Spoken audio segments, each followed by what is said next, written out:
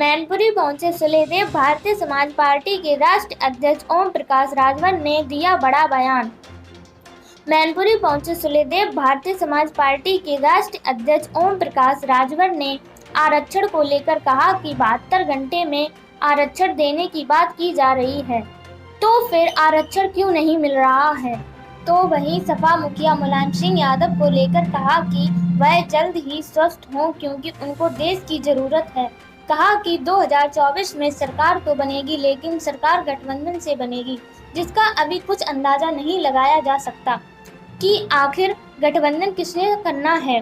कहा अगर बहुजन समाज पार्टी की बात करें तो 4.5 साल की सरकार में बहुजन समाज पार्टी का कार्यकाल बहुत अच्छा रहा, जिसे जनता याद कर रही है।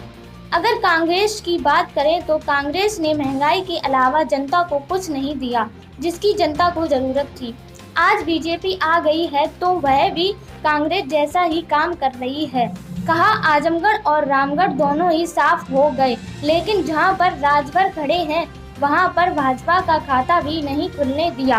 कहा कि 17 साल से प्रदेश के स्वास्थ्य मंत्री ब्रजेश पाठक हमारे साथ हैं, और अगर भाजपा की बात करें तो भाजपा से गठबंधन किया था, लेकिन उसके बाद मैंने खुद अलग पार्टी बनाई है और उसी को कामयाबी दिलानी है। की बात 2024 में किसके साथ गठबंधन करेंगे? देखिए 25 करोड़ आबादी में हम जनता से गठबंधन के लिए घूम रहे हैं। आज आप देख लीजिए, आपके सामने ये लोग आए हुए लोग हैं। आज उठा के देखिए कि पूरे प्रदेश में अगर बात करें तो अहिर गडेरी कुंडी कोयरी भर चमार मुसर धोबी खटिक फाती केवट दीन मला जोल्हा दुनिया अंसारी शेख सैयद पठान चौहान ठाकुर ब्राह्मण बनिया लाला गोड़ खरवार भूमिहार बिहार आर्य करकबंसी बंजारा भैया कंगार, हर जाति में गरीब है। अगर नाई की बात करें 14 से 71 थाने हैं। कश्यप की बात करें, पाल प्रजापति की बात करें, बिंद की बात करें, आरक ब्रगवंशी बंजारा बहेलिया खंघार की बात करें, ये कहाँ दिखाई देते हैं। इनको हम जगा रहे हैं कि जागो तभी सबेरा है, आप सावधान हो जाओ, अपनी गिनती कराओ। जब तक जातिवाद जनगणना तुम्हारी नहीं होगी तब तक देश की राजनीति में तुमको हिस्सा नहीं मिलेगा। आप लगातार जो ना पिछड़ी जात अरे समाज को जगाने में उनकी लड़ाई में बड़ी अग्रणी भूमिका रही है। हम तो ईश्वर से प्रार्थना करें कि वो जल्दी ठीक हो जाए। उनकी देश में प्रदेश में उनकी ज़रूरत है।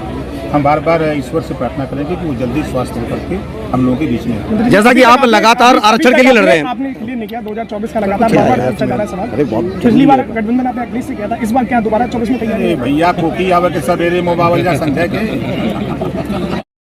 आप लगातार पिछड़ी जात को लेकर जो है ना आरक्षण के लिए कह रहे हैं कि उन्हें एसटी कोटे में शामिल किया जाए। सर क्या कहेंगे और क्या कहां तक ये सही हुआ? देखिए 72 घंटे में अगर सामान्य वर्ग में गरीब जी लोगों को 72 घंटे में ना कोई आयोग ना कोई जांच, 72 घंटे में 10% आरक्षण मिल सकता है, तो ये जो 17 जाति के लोग इधर का उधर ठेली ठेला हो रही है, तो इनको 72 घंटे में आरक्षण क्यों नहीं मिल रहा है?